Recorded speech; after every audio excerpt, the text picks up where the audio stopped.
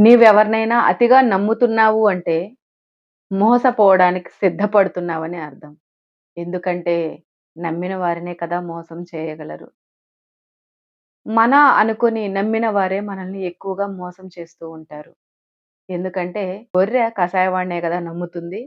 దీనికో శ్లోకం కూడా ఉందండి.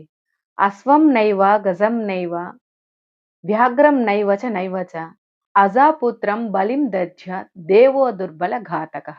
విచిత్రం చూడండి. గుర్రాన్నో, ఏనుగునో లేదా పులినో బలి ఇవ్వరు కదా! నమ్మిన గొర్రెనే బలిస్తూ ఉంటారు. ఇక్కడ విచిత్రం ఏంటంటే, విధి కూడా బలహీనుల్నే బలి చేసుకుంటుంది.